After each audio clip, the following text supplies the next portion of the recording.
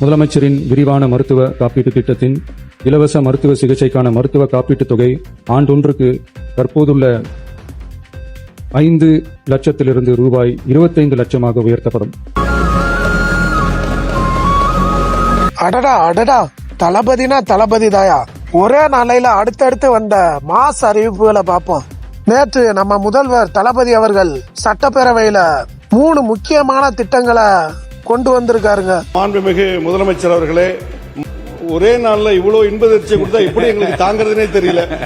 உள்ளபடியே இந்த பால் விலைக்கு 300 கோடி ரூபாய் ஒரு வருஷத்துக்கு செலவு, எவ்வளவு பெரிய அறிவிப்பு. அதே போல இந்த காப்பீட்டு திட்டம் அதிர்ச்சின்னா ஒரு 5 லட்சத்திலிருந்து 1-2 லட்சம் இல்ல 25 லட்சம் உயர்த்தி கொடுத்ததுங்கிறது ஒட்டுமொத்த தமிழக மக்களுக்கும் ஏழை எளிய மக்களுக்கும் பெரிய அளவில் உதவி செய்யும். முத்தான முதல் திட்டம் மருத்துவ காப்பீடு உயர்வுனா கொஞ்ச நஞ்சம் இல்லைங்க, 5 மடங்கு உயர்வு. ஏழை எளிய மக்களுக்கான முதலமைச்சரின் விரிவான மருத்துவ காப்பீட்டு தொகை ஆண்டுக்கு 5 லட்சத்துல இருந்தது. இப்ப 25 லட்சம் ரூபாய்க்கு அதிரடியா உயர்த்திருக்காரு.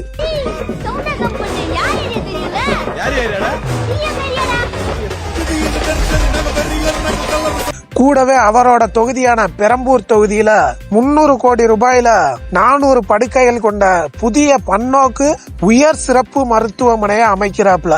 முதலமைச்சர் தொகுதினா சும்மாவா, பெரம்பூர் தொகுதி மக்களுக்காகவே தனியா செய்வார்ல.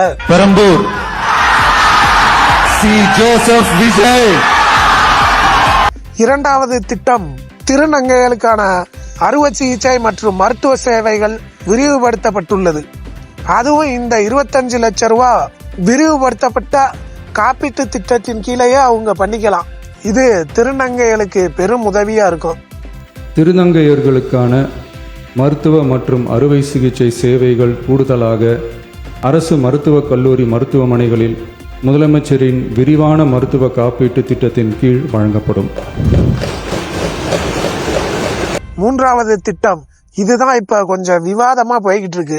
மக்கள் பிரதிநிதிகளுக்கு வாகனம் வழங்குதல், உதவியாளருக்கு சம்பளம் வழங்குதல்.